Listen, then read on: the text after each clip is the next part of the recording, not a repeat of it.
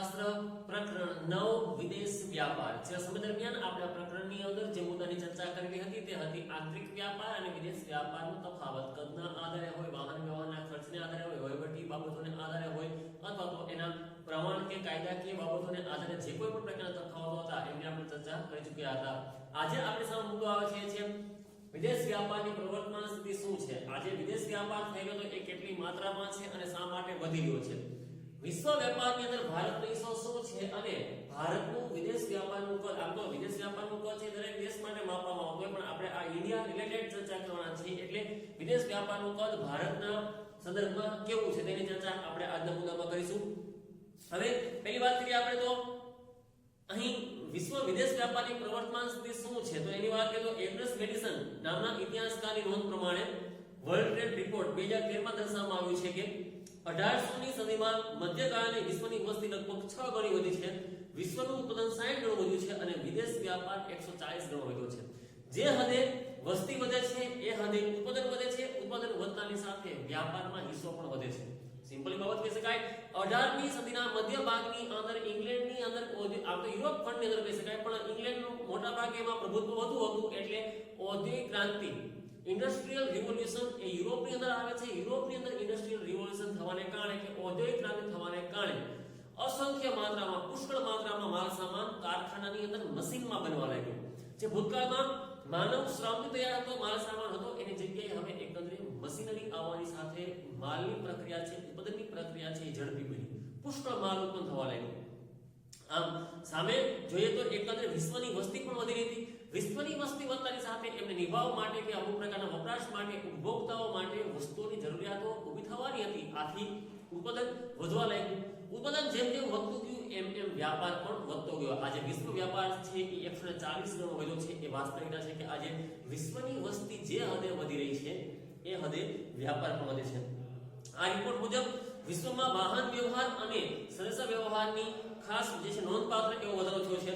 એટલે ખર્ચના બાબતમાં નોંધપાત્ર ઘટાડો થયો છે પણ એની એકંદરે પ્રભાવ છે કે વ્યાપ છે એ એકંદરે વધી ગયો છે. ભૂતકાળની અંદર છે એ કોલસા મારફતે આગબોટથી એકંદરે માલ સામાન લાવવામાં એની જગ્યાએ હવે ડીઝલ એન્જિન આવવા લાગ્યા. તાર ટપાલની પ્રક્રિયા ધીમી હતી, પરિવહન થાય તો એકંદરે સંદેશો પહોંચેની જગ્યાએ આજે એક આપણે જોઈએ છે કે ભાઈ ઓપ્ટિકલ ફાઇબર એટલે કે કેબલ દરિયાની અંદર પણ બિછાવેલા છે કે જે ઇન્ટરનેટ મારફતે જેને કહી શકાય કે એક ખૂણેથી બીજા ખૂણે સુધી આપણે સંદેશાની આપ-લે કરીએ છીએ. ઉપગ્રહ કે સેટેલાઇટ પણ એમાં મહત્વની ભૂમિકા ભજવી રહ્યા છે. તો આ બધી બાબતોને કારણે આજે કહી શકાય કે સંદેશા વ્યવહાર સરળ બન્યો છે, ઝડપી બન્યો છે અને સસ્તો બન્યો છે. આ બાબતને લઈને પણ વ્યાપાર વધવાનો છે એ અગ્રિમતા આપી શકાય. એ બાબતને લઈને ત્યારબાદ વિશ્વ વેપારમાં ભારતના હિસ્સાની વાત કરીએ તો આજે છે એ તો વિદેશ વ્યાપારની પ્રવર્તન સ્થિતિની વાત કરીએ કે આપણે વખતો વખત વૃદ્ધિદર થઈ ગયો છે, વધી ગયો છે અમુક તબક્કા દરમિયાન. હા, આધુનિક પ્રવર્તમાન જેને કહી શકાય કે પ્રવર્તમાન સ્થિતિમાં વિશ્વ વ્યાપારમાં વૃદ્ધિનું પ્રમાણ થોડું ઘણું ઘટ્યું હોય. ચાઇનાના જે છે કે અમેરિકા અને ચાઇના સંબંધો ટ્રેડ વોર જેને કહી શકાય કે ચાલતા સતતને માટે એવા અનેક પ્રકારની પ્રક્રિયા હોય કે જેના કારણે કદાચ ઘટાડો આવ્યો હોય પણ વાસ્તવિકતા તો એ છે કે વિદેશ વ્યાપાર છે એ દરેક દેશે બીજા દેશો પર ક્યારેક ને ક્યારેક નિર્ભર રહેવું પડતું હોય છે. હવે વાત કરીએ કે ભારતનો વિશ્વ વેપારમાં હિસ્સાની શું સ્થિતિ છે. વિશ્વ વેપારનું કદ અને વૃદ્ધિ દર જોતા ભારતનો વિદેશ વેપારમાં હિસ્સો ખૂબ જ નાનો છે. પણ એ નાનો હિસ્સો હોવા છતાં આપણા માટે તો એ અગત્યની બાબત કહેવાય કારણ કે વિકાસશીલ દેશમાં આપણે વધુ પડતા અગ્રેસર છીએ આયાત નિકાસની બાબતમાં. પરંતુ એક વિકાસશીલ દેશ તરીકે વિશ્વ વેપારમાં ભારતનો મહત્વનો હિસ્સો છે. ભારત પોતાની નિકાસો વધી છે તેમજ જીડીપી નિકાસનો ફાળો પણ વધ્યો છે. ગ્રોસ ડોમેસ્ટિક પ્રોડક્શન કુલ ઘરેલુ પેદાશ ભારત પોતે આયાત કરી રહ્યો છે. સામે પોતે પોતાના અમુક પ્રકારના જે વર્તમાન સમયમાં સ્ટાર્ટઅપ ઇન્ડિયા હોય, મેક ઇન ઇન્ડિયા હોય, આવા અનેક પ્રકારના વર્તમાન સમયમાં સરકારની સહાય આપતી લોન એટલે કે આત્મનિર્ભર યોજના હોય, આવી અનેક પ્રકારની જેને ગ્રામોદયથી ભારત યોજના છે, આવી અનેક યોજનાઓથી આજે સરકાર એવા પ્રયાસો કરે છે કે સતતને માટે દેશ પોતે વસ્તુનું નિર્માણ કરે અને નિકાસ કરે. આથી જીડીપી ગ્રોસ ડોમેસ્ટિક પ્રોડક્શન કુલ ઘરેલુ પેદાશ આનો જે છે નિકાસમાં ફાળો વધ્યો છે. નિકાસના પ્રમાણમાં નોંધપાત્ર વધારો થયો હોવા છતાં ભારતની આયાતો તેની નિકાસ કરતા વધુ પ્રમાણ વધે છે. આયાતોનું જીડીપીમાં પ્રમાણ નિકાસ કરતા થોડું વધુ છે. સિમ્પલી છે આ પ્રક્રિયા હજુ પણ આપણને આગામી 30 થી 40 વર્ષ સુધી પરેશાન કરશે કારણ કે આયાતો વધુ રહેશે ને રહેશે. નિકાસ થશે કારણ કે નિકાસ થી આયાત વધવા પાછળનું કારણ, નિકાસ કરતા આયાત વધવા પાછળનું કારણ એ છે કે ભારત આધુનિક કાળથી કૃષિ પ્રધાન દેશ છે. કૃષિ પ્રધાન દેશ હોવાથી એ પોતે કૃષિની નિકાસ કરે છે. ચા, કોફી, શણ, શેરડી, તમાકુ, રબર, ખાંડ, કાગળ આની નિકાસ ઇન્ડિયા વખતો વખત કરતું રહે છે, પણ એની અંદરથી જે આવક મળે છે એ આવક ઓછી છે. બદલામાં સામે આયાત કરે છે તો એ મશીનરી, હેવી ટેકનોલોજીને જે કહી શકાય, ખનિજ તેલની આયાત કરે છે, કુદરતી વાયુની આયાત કરે છે. દરેક પ્રકાર જે એવી બાબતો છે કે જે ખર્ચાળ છે, મોંઘી છે અને ટેકનોલોજીની રિલેટેડ છે, એમની એ આયાત કરતો હોવાને કારણે ભારતની છે એ નિકાસ કરતા આયાતનો ફાળો જીડીપીની અંદર પ્રમાણમાં વધુ રહે છે. વધતી આયાતનું અર્થઘટન એવું થાય છે કે ભારતની વૃદ્ધિ અને વિકાસ સારા એવા પ્રમાણમાં થઈ રહ્યા છે, આનાથી ગભરાવાની જરૂર છે નહીં. કારણ કે ઘણી વખત અર્થશાસ્ત્રના મતે જે બાબત કહે છે કે જો આયાત વધે, નિકાસ ઘટે, કારણ કે આપણે 200 રૂપિયાની આવક પ્રાપ્ત કરીને 300 રૂપિયાનો ખર્ચ કરીએ તો આનો અર્થ આ થયો કે 100 રૂપિયાનું આપણે દેવું કરવું પડ્યું છે. નિકાસ એટલે આપણી આવક અને આયાત એટલે આપણો ખર્ચ. નિકાસ એટલે આપણે વસ્તુ વેચી છે, આયાત એટલે આપણે વસ્તુ મેળવી છે. જો નિકાસ કરી અને બદલામાં આપણને 200 રૂપિયા મળ્યા, આયાત કરી અને આપણે સામે 300 રૂપિયાનો ખર્ચો કર્યો તો મતલબ એ છે કે આપણે 100 રૂપિયાની ખોટ ખાધી છે. પણ આ ખોટ ખાય છે તો એનો અર્થ એ નથી કે દેશ ભૂતકાળ ભવિષ્યની અંદર બરબાદ થઈ જશે. આનો અર્થ આ છે કે દેશનો વિકાસ સારી એવા પ્રમાણમાં થઈ ગયો છે. આપણે નિભાવલક્ષી કે ટકાઉ જેને કહી શકાય કે આયાત એવા પ્રકારની કહે છે કે જે દેશના વિકાસ માટે ઉપયોગી હોય. ખનિજની આયાત થતી હોય તો એનો અર્થ એ છે કે દેશના વિકાસમાં એક ક્યાંક ને ક્યાંક ઉપયોગી થઈ રહી છે. એટલે વિશ્વ વેપારમાં ભારતનો હિસ્સો ધીમે ધીમે પ્રમાણમાં વધી રહ્યો છે. આ એક સારી બાબત કહી શકાય. જેથી વિકાસ માટે આયાતનું પ્રમાણ વધ્યું અને ભારતમાં આવી આયાત કરવી આપણને પોસાય પણ છે, કારણ કે આપણને આ પ્રકારની આયાતોથી લાભ એ થાય છે કે દેશનો વિકાસ ઝડપી બને છે. વધતી નિકાસનો અર્થ એ થાય છે કે ભારતની વિશ્વની સામે વિશ્વની કક્ષાએ સ્પર્ધા કરવાનું પ્રમાણ કે હરીફાઈનું પ્રમાણ ઇન્ડિયાનું વધ્યું છે. મતલબ કે દેશ વસ્તુઓ એ પ્રમાણે બનાવી રહ્યો છે કે જે વિકસિત દેશ પણ બનાવતો હોય એના જેવી આપણે વસ્તુઓ બનાવી અને વિશ્વના માર્કેટમાં વેચવા માટે મૂકી રહ્યા છે. સીધો સિમ્પલી અર્થ એ છે કે આપણે વિશ્વમાં વિકસિત દેશોની હરીફાઈ કરવા માટે ધીમે ધીમે સક્ષમ બની રહ્યા છે. એટલે નિકાસ પણ વધી રહી છે, જે આપણા માટે સારી બાબત કહી શકાય. આ ઉપરાંત 2014-15 માં વિશ્વ વેપારમાં ભારતનો કુલ હિસ્સો જે છે યાદ રાખજો એમસીક્યુ માટે કે એક વાક્ય માટે કે 2014-15 પ્રમાણે આજથી 6 વર્ષ પહેલાની વાત છે 2.7% ની આસપાસ રહેવા પામ્યો હતો. હવે તો તમે જ્યારે 10મું ધોરણ અભ્યાસ કરતા ત્યારે આનો કહેવાનો મતલબ એ હતો કે વિશ્વ વેપારમાં ભારતનો હિસ્સો છે એ 0.5% થી વધીને 0.1% થશે. હવે એ 1% હતો એ 10મા ધોરણની સમાનની ચોપડી પ્રમાણે હતો. આપણે 12મા ધોરણના અર્થશાસ્ત્ર પ્રમાણે યાદ રાખશું કે 2014-15 ની અંદર આપણો જે વ્યાપાર થાય, આખા વિશ્વનો જે વ્યાપાર થાય છે એમાં એકલું ઇન્ડિયા 2% વ્યાપાર ધરાવે છે. 98% વિશ્વના અન્ય રાષ્ટ્રો કદાચ વેપાર કરતા હોય પણ 2% ની અંદર આપણે એકંદરે ભાગ ભજવીએ છીએ વ્યાપારની અંદર. એટલે વિશ્વ વેપારમાં હિસ્સો ભારતનો 2.7% છે. હવે કોષ્ટક 9.2 પ્રમાણે વાત કરીએ તો વિશ્વની કુલ નિકાસમાં ભારતની નિકાસનો ટકાવારી હિસ્સો શું છે? તો 2005 ની સાલની અંદર આથી 15 વર્ષ પહેલા માત્ર આપણે 0.9% જેવી એકંદરે નિકાસ કરતા આખા વિશ્વમાં જે નિકાસ થતી હતી, લેવડ દેવડ થતી નિકાસ થતી હતી, ત્યારે માત્ર આપણે માંડ 0.9% ની આસપાસ હતા અને નિકાસોની યાદી, નિકાસ કરતા દેશોની યાદીમાં આપણે 29મા નંબરે હતા. હવે ત્યાંથી ડાયરેક્ટ આપણે 5 વર્ષ બાદ 2010 ની અંદર આપણે જમ્પ મારીએ છીએ અને 29મા નંબરથી આપણે 29મા નંબરે આવે છે, કારણ કે સીધો આપણે 0.9% થી સીધા આપણે 1.5% જેટલી નિકાસ કરવા મળે છે. વિશ્વ વેપારમાં 60% ટકાવારી માંગે છે.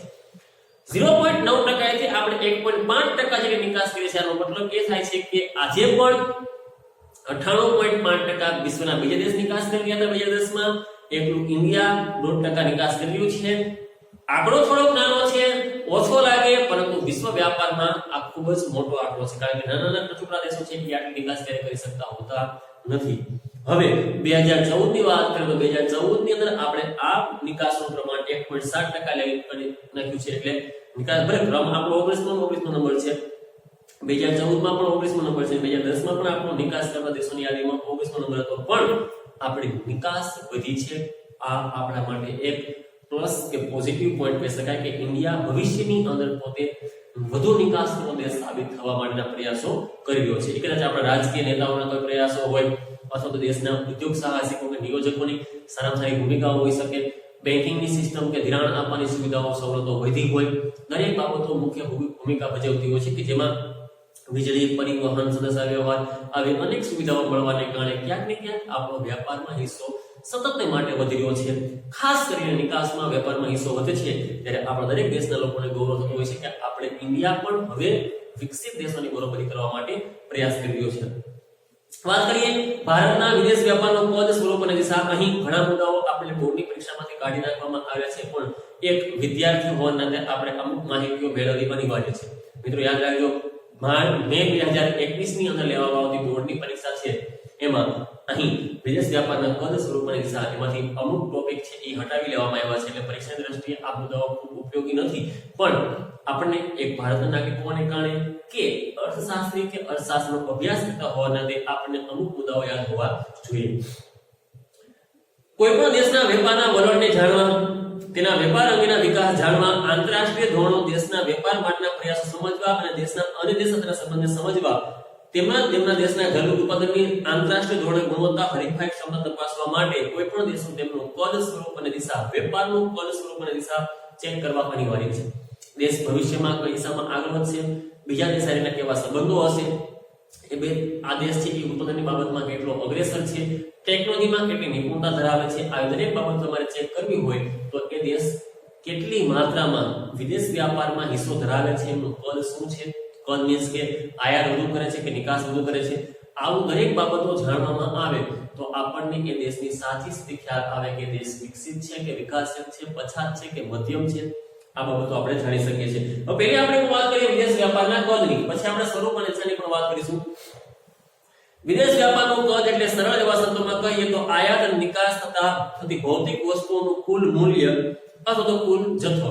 અહીં ભૌતિક અને અભૌતિક બે ટાઈપની વસ્તુઓ હોય. ભૌતિક અને અભૌતિક.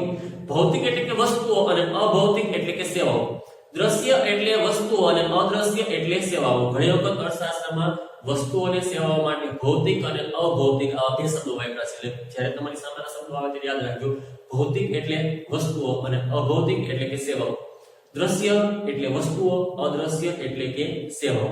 તો કહેવાનો મતલબ એ છે આયાત અને નિકાસથી ભૌતિક વસ્તુઓનું કુલ મૂલ્ય કે જથ્થો પ્રતિ વર્ષ જો આયાતો માટે ચૂકવણી નિકાસની કમાણી વધતી જાય, દેશની રાષ્ટ્રીય આવકમાં વધારો થતો હોય તો વેપારની મૂલ્યની ટકાવારીનો હિસ્સો વધતો જતો હોય તો આનો મતલબ એ છે કે તમારા વિદેશ વ્યાપારનું કદ વધી રહ્યું છે.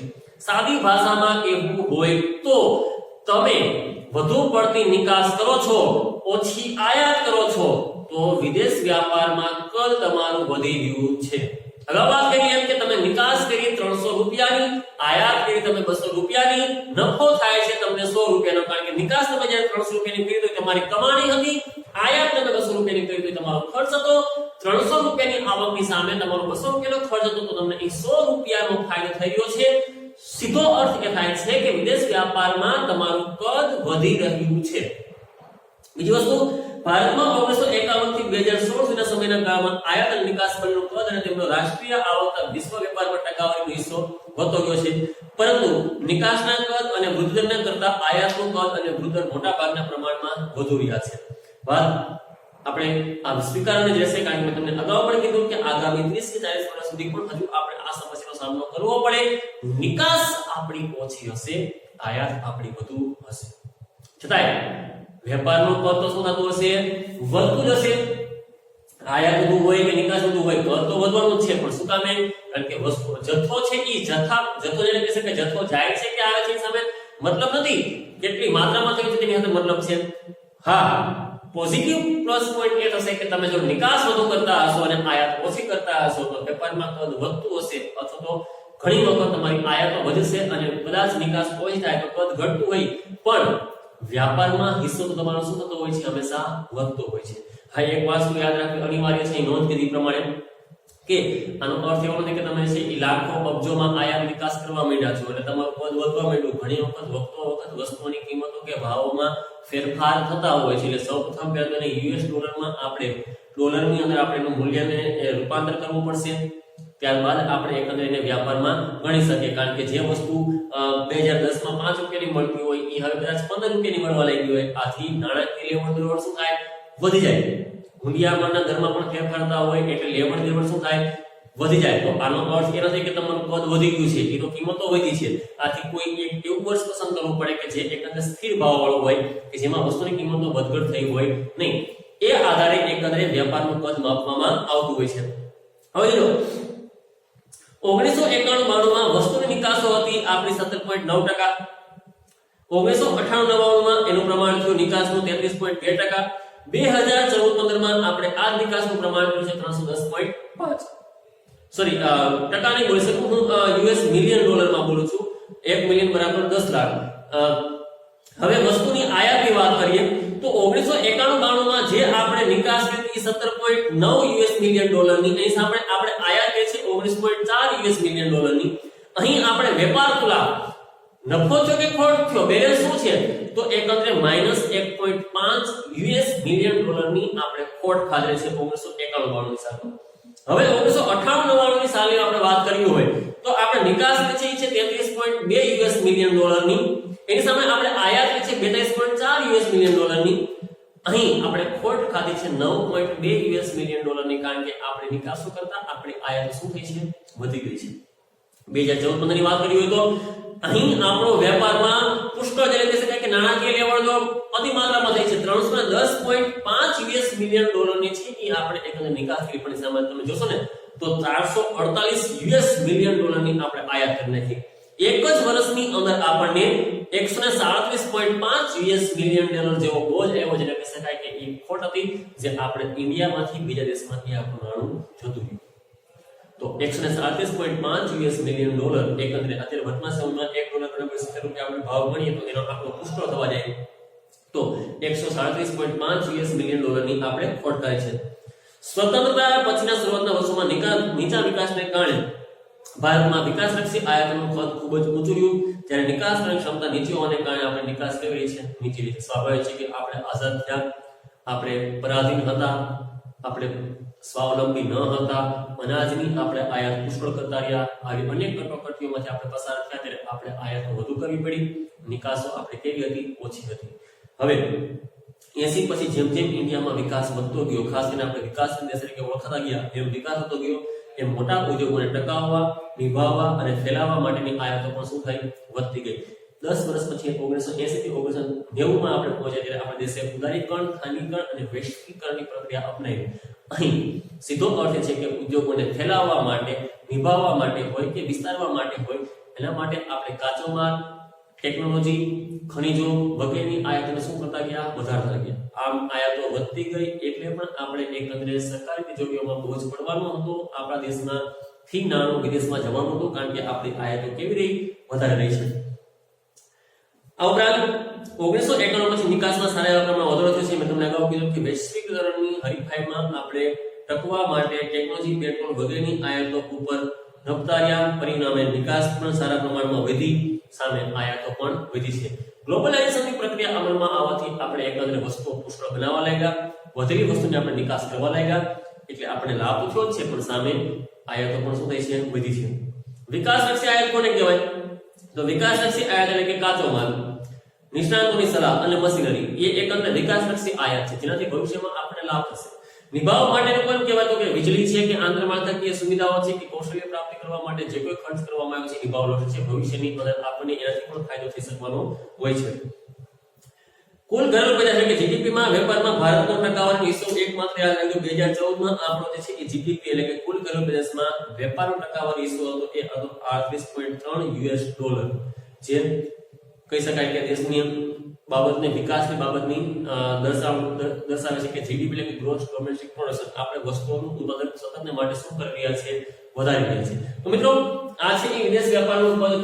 હવે આજે આપણે બે પ્રશ્નો લખીશું, વિદેશ વેપારની પ્રવર્તમાન સ્થિતિ જણાવો અને વિશ્વ વેપારમાં ભારતનો હિસ્સો. આ બે પ્રશ્નો આપે આપની ફેસબુક ની અંદર લખવાના છે. વધુ આપણે નેક્સ્ટ લેક્ચરમાં અભ્યાસ કરીશું. પણ મિત્રો યાદ રાખજો કે ઘણા મુદ્દાઓ છે એ આપણે તમે થશે કે મે 2021 માં લેવામાં આવતી પરીક્ષા છે એમાં તો કોર્સમાંથી હટાવી લેવામાં આવે છે, પણ તમે બધા મુદ્દાઓ અભ્યાસ કરો છો સાહેબ, તો આ પ્રશ્નો તમારી સામે જો મૂંઝવતા હોય તો એક વસ્તુ યાદ રાખજો કે કદાચ બોર્ડની પરીક્ષામાં પૂછાય તો પણ ભલે, ન પૂછાય તો પણ ભલે, એક આપણે અભ્યાસ કરતા હોવાને નાતે તમામ મુદ્દાઓ અભ્યાસ કરવા જોઈએ, કારણ કે બધી જ વસ્તુઓ પરીક્ષા લક્ષી ક્યારેય હોતી નથી.